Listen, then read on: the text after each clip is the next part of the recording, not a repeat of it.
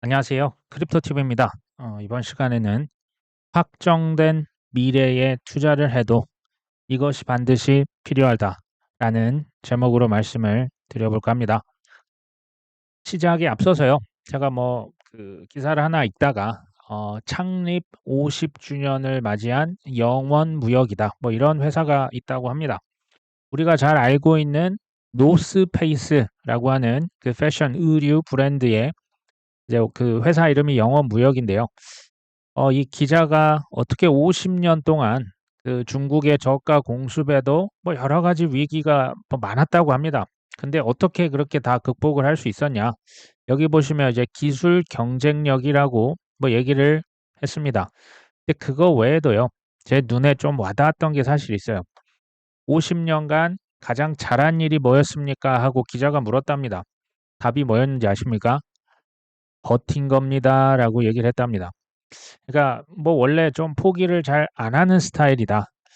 50년간 그 석유 파동부터 해가지고 전쟁이다, 블랙 먼데이다, 중국의 그 의료 소위 말한 그 인건비 싼 곳에서 얼마나 치열한 경쟁을 했겠습니까?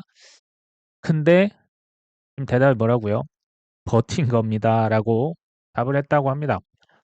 우리가요, 코인 투자를 하는데 경제적 자유라고 하는 지금 어마어마한 목표를 세워놓고 투자 대부분 하실 겁니다. 근데 지금 50년이 아니라 불과 5년, 아니 5달도 못 버티고 힘들다고 혹시 포기하진 않으셨습니까? 저는 이분에게도 배울 점이 있다라는 생각이 들었습니다. 자, 그러면서 기자가 또 묻습니다. 적자를요, 50년 동안 한 번도 안 냈답니다. 이거는 사실 기적적인 일이거든요. 근데 이분이 뭐라고 하냐? 기업 경영 활동의 최우선 과제는 지속적으로 수익을 내야 한다. 당연한 얘기겠죠. 기업들, 또 이제 주변 협력 업체들, 직원들, 이게 수익이 안 나면 이거 바로 이제 죄인 되는 거거든요. 근데 비결 뭐라고 하냐?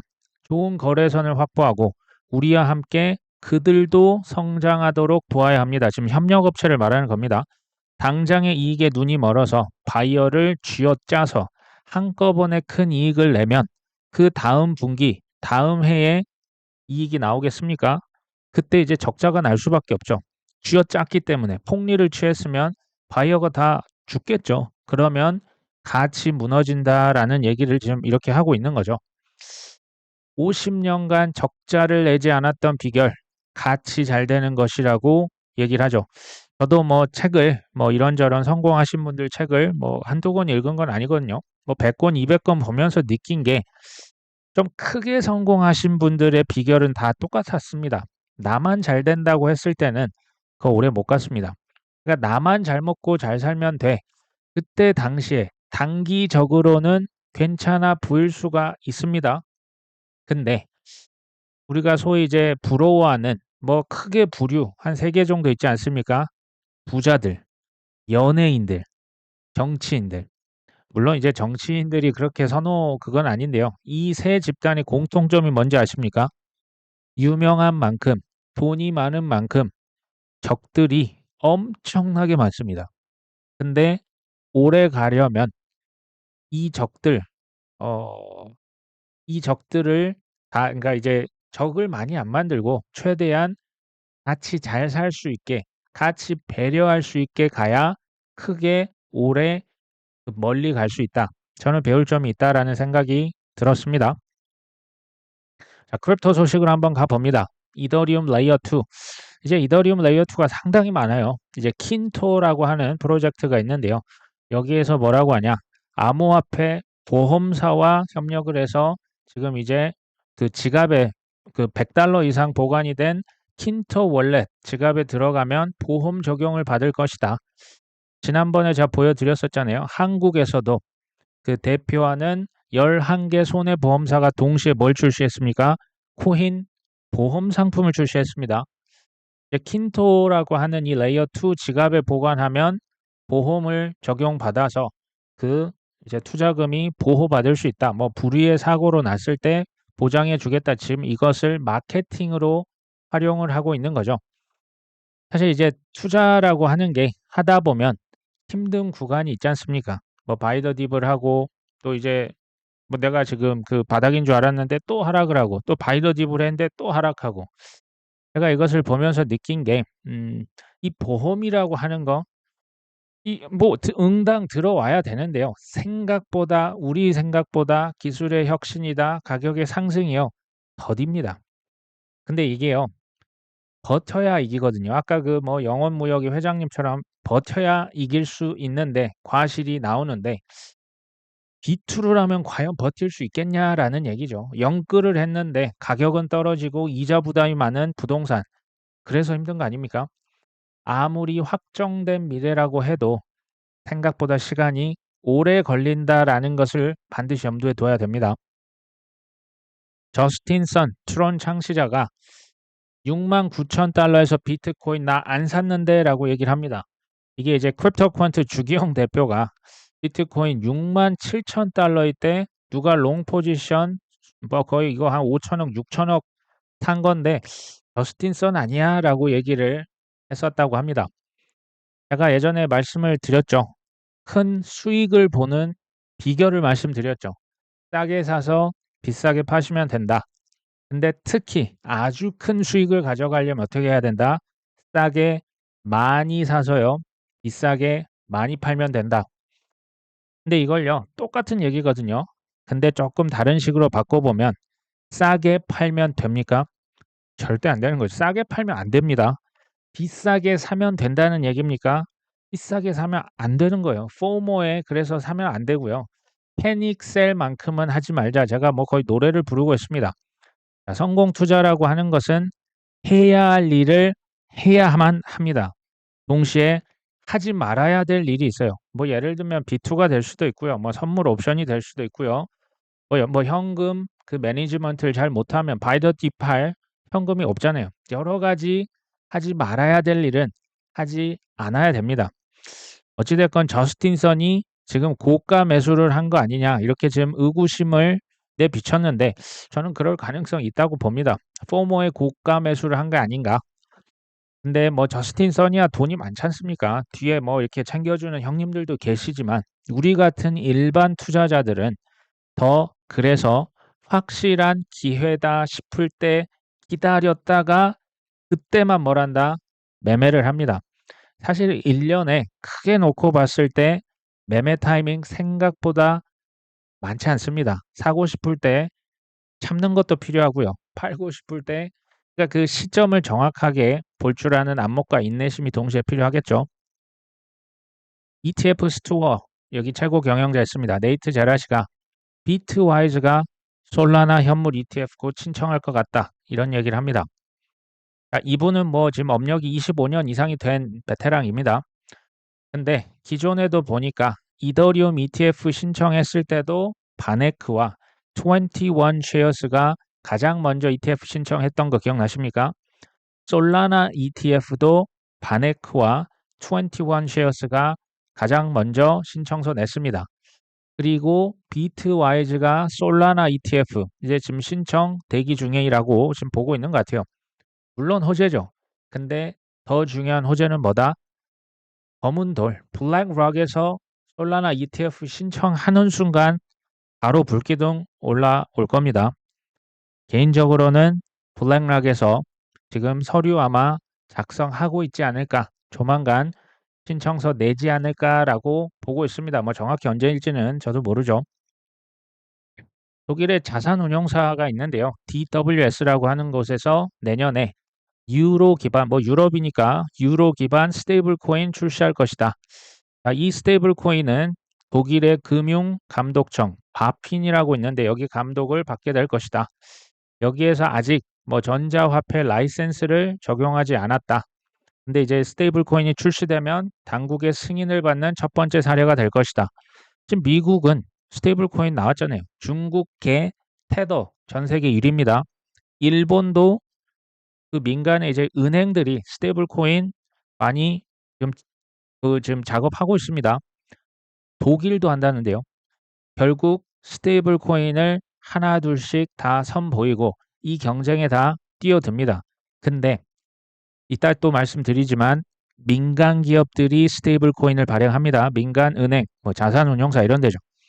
이게 뭘 의미하냐? 스테이블 코인이 성장한다라고 하는 건요. 디지털 화폐로 점점 세상이 전환해 가는 것이다라는 걸 뜻합니다. 스테이블 코인이 화폐입니다. 이게 돈이거든요. 두 번째, 이건요. 결국에는 크립토 코인 가격에 매우 긍정적인 영향을 미칠 겁니다. CBDC 코인, 스테이블 코인이 세 가지, 그러니까 삼국지처럼 다 같이 커질 겁니다. 파이 자체가 엄청나게 커질 수 있습니다. 왜 그럴까요? RWA 이거 뭐 미 국채다, 뭐 개인들의 빚이다, 뭐 주식이다, 채권이다, 이거 다 코인화, 토큰화 시켜서 이거 판매해야 되지 않습니까? 그때 뭐 쓴다? 스테이블 코인이 주요 화폐가 될 겁니다. 디파이 할 때요, 국제 송금하고 뭐 결제하고 정산할 때 뭘 쓴다? 스테이블 코인이 가장 1차적인 화폐가 이미 되고 있습니다. 앞으로 더 커지겠죠. 근데 이게 재밌는 게 이거죠. 돈은 원래 그 나라의 중앙은행에서 찍어야 되는 거 아닙니까? 중앙은행에서 찍을 전자화폐를 뭐라고 합니까? CBDC라고 하죠. 민간 기업에서 이거 돈 찍는데 이거 왜 국가에서 가만히 놔두고 있을까요? 이거 생각해 보신 적 없을까요? 민간 기업은 스테이블 코인을 찍습니다. 이 민간 기업이요. 만만치가 않아요. 뭐 쉽게 말하면 월스트리트에 있는 블랙락이다, 피델리티다. 전 세계를 움직이는 그 기관들이 정부를 상대로 어쩔 때는 같이 밀월 관계에 있습니다. 같이 이렇게 상부상조하는 경우도 있고 또 한편으로는 경쟁 관계에 있기도 합니다. 어찌됐건 민간 기업이 발행하는 스테이블 코인이 늘어난다라는 얘기는 추후에요. 중앙은행 CBDC가 폭발적으로 많이 찍어내고 돌아다닐 가능성이 매우 높습니다. 그리고 지금 민간 기업이라고 말씀드렸죠. 서클, USDC 발행하지 않습니까? 리플, XRP요. 뭐 골드만삭스부터 월스트리트에 있는 그 뭐 뱅크 오브 아메리카 같은 은행들은 XRP를 이미 예전부터 화폐, 커런시로 분류가 끝났습니다. 지금 소송하면서 민간인들의 눈만 그냥 어둡게 하고 있는 거죠. 이런 민간 기업들, 화폐를 발행하는 기업들이죠. 얘네들이 나중에 IPO, 주식을 공개 상장시키는 날은 오히려 매도를 고려해 범직하다라는 말씀까지 드려봅니다. 미국의 하원에서 SEP 121 이거 뭐 회계 지침이 있지 않습니까? 이거 바이든 대통령이 거부권을 했죠. 이거 무효화를 실패했다. 말을 되게 어렵게 해놓은데, 그러니까 SEP 121이라고 하는 건 은행들이 코인 보유를 금지시키는 조치입니다. 좋지 않은 이제 회계 지침이죠. 법은 아닙니다. 근데 이것을 유지하기로 했다. 뭐 그런 말입니다. 이것을 보시고 그거 봐. 코인 끝났다니까. 은행들이 코인 보유를 안 하면 그 뭐 ETF 팔면 뭐해? 보관도 못 하는데. 이렇게 생각을 아마 대다수는 하실 수가 있는데요. 재밌는 뉴스입니다. 잘 들으셔야 됩니다. SEC에서 일부 기업의 암호화폐 회계 지침, 아까 그 말씀드렸던 SEP 121 면제를 제안합니다. 이게 무슨 말인지 아십니까? SEC 직원들이 일부 기업과 금융기관 현재 논란을 겪고 있는 암호화폐 회계 지침, 은행은 코인을 보유하면 안 된다. 그리고 이거 이제 그 대차대조표에 암호화폐는 부채로만 인식해라. 이거 따르지 않아도 된다라고 하는 일종의 사업 관행을 제안했다라는 표현이 나옵니다. 이거 정말 사실 뒤통수를 때리는 행위거든요. 이게 이제 22년도 3월 달에 이거 이제 SEP 121이 발표되고 많은 코인 회사가 사실 파산을 했었죠. 그 뒤로 이제 기업들은 SEC에 야 이거 어떻게 해야 되냐 뭐 조언을 구해왔답니다. 자, 이어서 자 기업들이 여러 가지 뭐 절차가 있었고 이제 파산 많이 했잖아요. 뭐 FTX 테라루나 거치면서 회사가 파산을 해도 달러나 다른 자산처럼 코인도 안전하게 상환을 받을 수 있게 됨으로써 SEP 121에 따른 의무가 발생하지 않는다. 말이 어렵습니까? 쉽게 말하면 FTX 지금 망했었잖아요. 근데 지금 뭐 10월부터 그 돈 다시 돌려준다고 하지 않습니까? 이거 봐라. 이러면 굳이 SEP 121 이거 필요하겠냐? 지금 이 얘기를 하는 겁니다. 이게 말이 됩니까? 다만 지금 뭐 이 암호화폐 기업 자체가 SEP 121 적용을 받지 않느냐라는 질문에서는 또 그렇지 않답니다. 또 여전히 받을 수 있답니다. SEP 121 아직 살았답니다. 뭐 이랬다 저랬다 뭐 말 바꿨다 이 사실 멍멍이 판이 되고 있죠. 2018년 SEC의 힘만 이사 뭐라고 했습니까? 이더리움은 증권이 아니다. 이게 분명하게 이게 공식 그 컨퍼런스 석상에서 얘기를 한 겁니다. 이거 어떻게 지웁니까? 얘기한 거 지울 수가 없잖아요. 뭐 회의록도 다 남아 있는데. 그 다음 지금 5년, 6년째 게리 겐슬러 뭐라고 합니까? 기자들이 맨날 물어요. 아, 그 겐슬러 씨, 그 이더리움 증권 아닙니까? 말 좀 해주세요. 제대로 대답한 적 있습니까? 답을 6년째 회피하고 있습니다. 지금 이거랑 비슷하다라고 보면 돼요. 세븐투원 이 회계 지침 말씀드렸죠. 은행들은 이제 코인 보유하려면 똑같은 금액만큼 현금 쌓아서 이거 파산하는 거 니들 잘 준비해. 사실 이런 지침입니다. 그러면서 지금 뭐라고요? 일부 기업, 일부 금융기관, 뭐 대형 은행이 될 수 있습니다. 이거 뭐 너희들은 좀 봐줄게. 지금 이런 얘기 한 겁니다. 사실 이 셉121의 명분이자 전제는 뭐냐면요. 야, 코인 너무 위험한 거야. 이게 전제로 깔려 있는 거예요. 작년도 뭐 시그니처 은행, 뭐 실버레이크 은행, 크립토 은행들 파산한 거 니들 못 봤어? 야, FTX 거래소 망가졌잖아. 그거 봤잖아. 그러니까 너희들 코인 보유하려면 현금 왕창 쌓아놔. 사실상 이게 하지 말란 얘기입니다. 그래서 그리고 코인은 부채로만 적을 수 있다. 이걸 누가 대차대조표에 자산을 쌓아야 더 건전하게 보이는데 무슨 부채로만 인식을 하니 사실상 그래서 금지를 시켰던 조치죠. 근데 SEC 직원이 몰래 와가지고 아 이거 거래소 파산해도 FTX 봐봐 이 돈 돌려주잖아. 그럼 뭐 괜찮지 않겠어? 야 니들은 이거 좀 그냥 없다 생각하고 그냥 코인 좀 가져도 될 것 같아. 이게 무슨 말입니까? 셉 원투원 제가 예전부터 얘기 드렸잖아요. 이거 애초부터 쇼라고요. 애초부터 쇼였고 지금 와서 슬쩍슬쩍 말을 뒤집고 있는 겁니다. 뭐 100% 저는 확신을 하는 게 이거 입장 나중에 바꿀 거고요. 또 fit 21이라고 하는 이건 중요한 법입니다. 스텝 1, 2는 장난치는 거고요. fit 21 이거 미국 상원 대선 전에 아마 통과가 되지 않을까 봅니다. 코인이 급등할 게 제 눈에 뻔하게 보입니다. 자, 미국 판사가요. 지금 코인베이스랑 SEC 소송하고 있는 거 아시죠? 지금 담당 판사가 그러니까 이제 코인베이스가 게리 겐슬러 이메일을 조사 대상에 포함시켜 주세요라고 법원에 요청을 한 거죠. 근데 판사가 이걸 보더니 아, 나 좀 많이 놀라운데 이거 코인베이스 이 요청은 너무 부적절하고 지나치다라고 언급을 합니다. 근데요, 상식적으로 지금 소송을 하고 있는 거 아닙니까? 지금 뭔가 큰 한 명이 아주 크게 잘못을 하고 있기 때문에 서로 소송을 불사하는 거죠. 뭐 미국이야 소송이 워낙 많다고 해도 옳고 그른 것 밝혀야 되는 거 아닙니까? 우리가 범죄 내역 수사할 때 우리나라 대통령도 통화 내역 지금 다 이거 조회했잖아요. CCTV 샅샅이 뒤져서 누가 어디서 뭐 했는지 이 기본 아닙니까? 근데 담당 판사 지금 뭐라고 합니까? 그 이메일 개인 이메일 이건 좀 너무 지나친 거 아니야?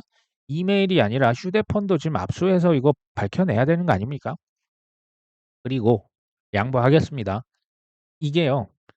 게리 겐슬러 의장이 아니라 이거 일반인이었으면 이 담당 판사가 그건 너무 지나칩니다라고 얘기했을까요? 이게 이렇게 코인 그 데스크입니까? 언론에서 기사화 됐을까요? 저는 아니다라고 생각을 합니다. 어차피 소송은 뭡니까? 시간 끌기죠. 지금 XRP 들고 있는 분 뭐 거의 없을 것 같습니다. 뭐 3년, 4년 이렇게 끌면요.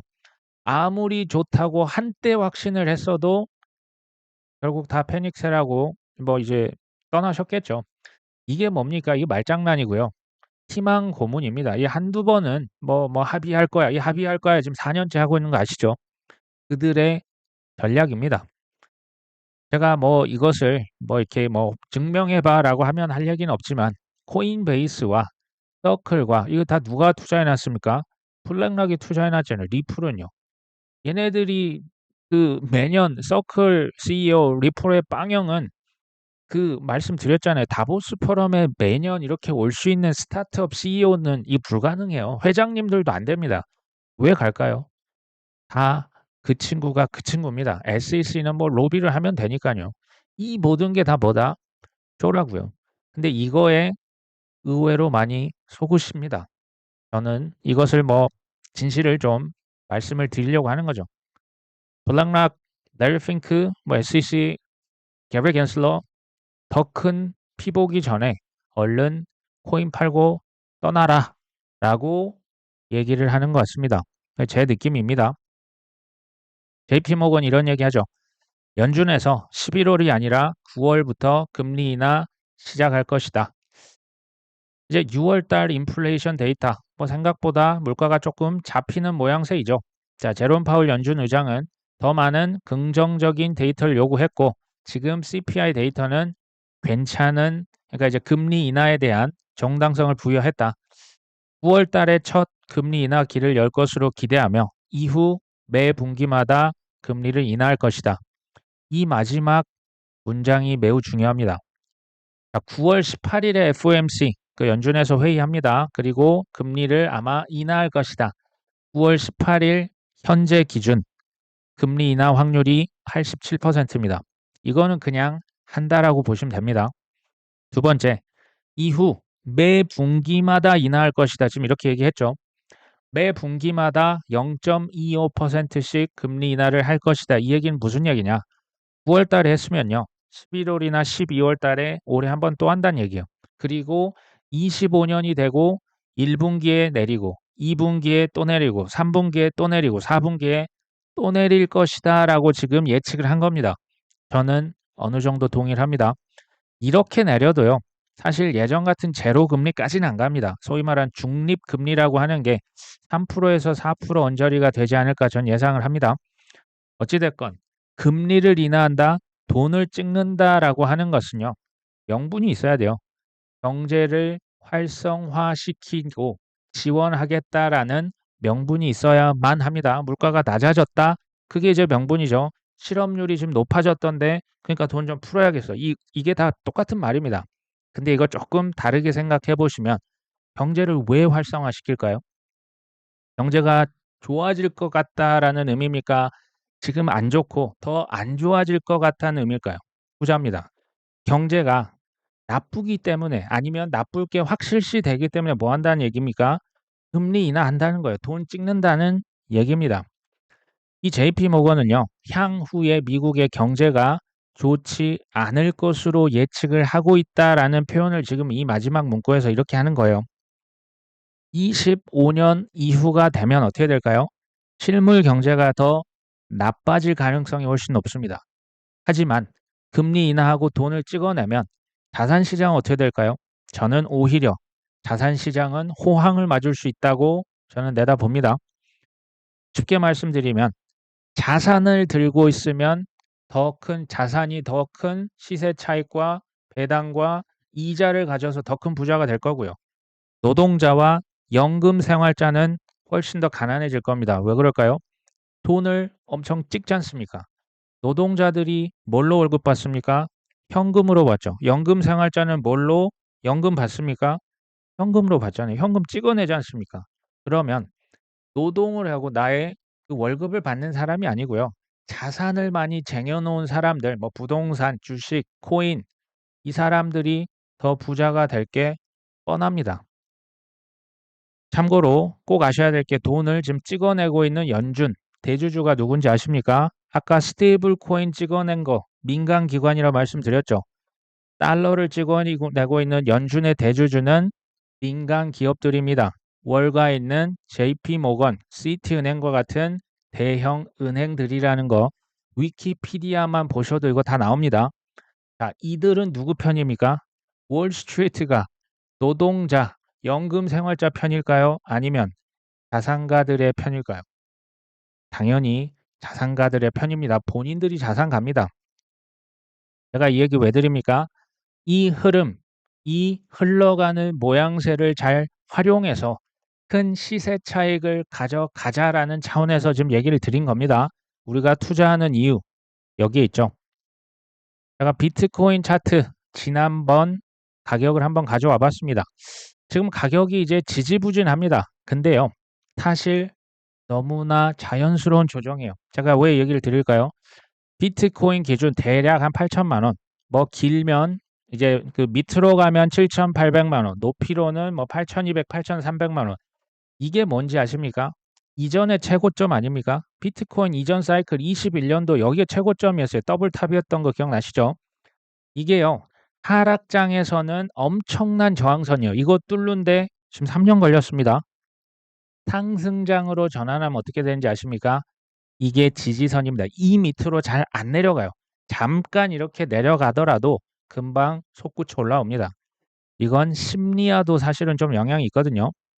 이 지지선이 지금 조정을 지금은 받고 있죠. 근데 조정을 받는다라는 것은 힘을 축적한다라는 얘기예요. 우리가 제가 제자리 멀리 뛰기가 더 멀리 갈 거야 아니면 달려와 가지고 뛰는 도움닫기 해서 뛰는 멀리 뛰기가 더 멀리 갈 거야. 당연히 후자죠. 그거 하고 있는 겁니다. 언제가 될지 모르지만 힘을 오래 쌓으면 폭발도 더 강력해질 겁니다. 다음 하락장에 이게 이제 그러니까 다음에 뭐 비트코인이 2억이 갈지 3억이 갈지 모릅니다. 그 다음에 또 폭락 안 할 것 같지만 또 합니다. 높이 가면요. 높은 산은 계곡이 깊습니다. 그때 이 대략적인 8천만 원이 그때 이제 한 2년 후가 될 수도 있습니다. 그때 와서 돌이켜보면 엄청난 패닉의 최악의 하락장의 바닥이 약 8천만 원 정도 한다는 얘기가 될 수 있다는 얘기를 지금 드리는 겁니다. 비트코인 지난번 반감기 20년 5월 11일에 발생했습니다. 이때 반감기 있었습니다. 제가 지금 표시를 이렇게 해봤고요. 이때 반감기 이후에 가격이 어땠는지 제가 눈으로 직접 보여드리려고 가져온 겁니다. 무려 이게 지금 이 가격이요. 11주 대략 3달간 횡보했습니다. 이때가 얼마나 지루했는지 아마 뭐 기억하실 분 계실지 모르겠습니다. 그리고 반등을 7월 말에 한번 했습니다. 했는데 한 달간 제자리요.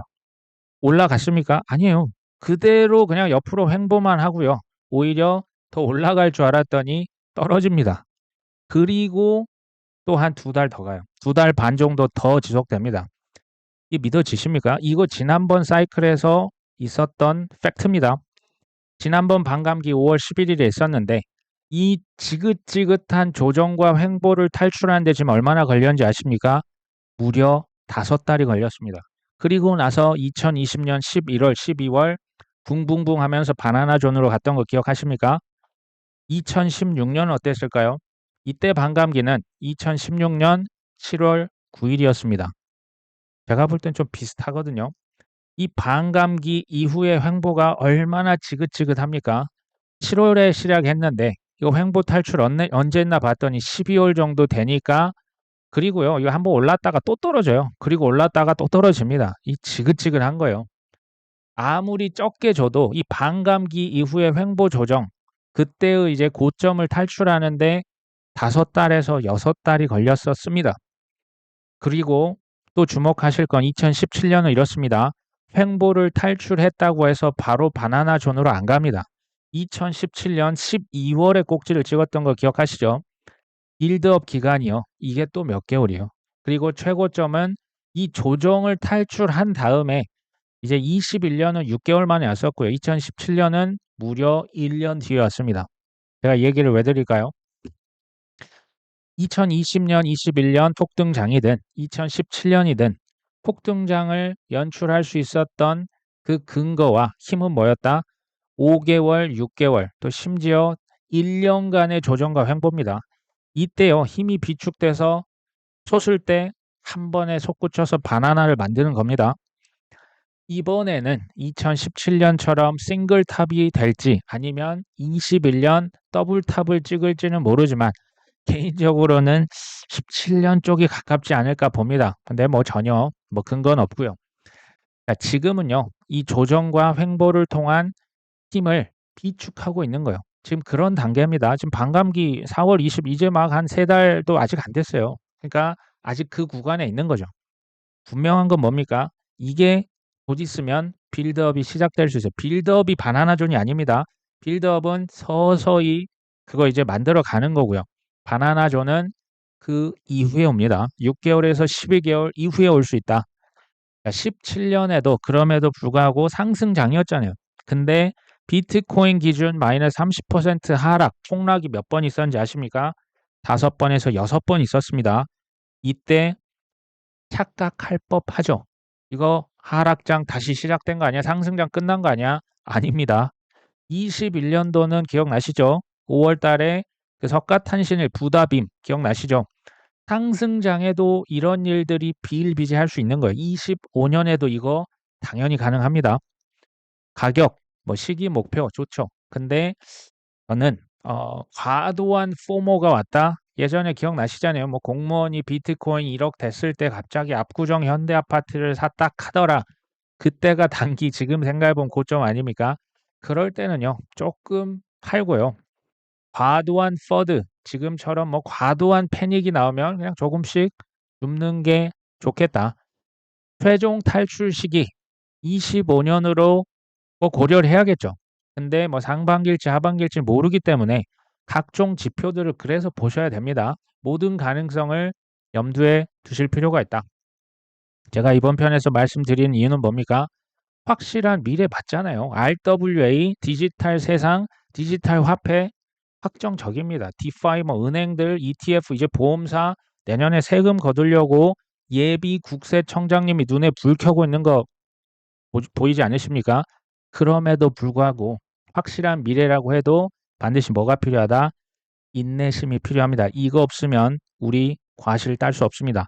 오늘 방송은 여기까지 합니다. 끝까지 시청해 주셔서 감사합니다.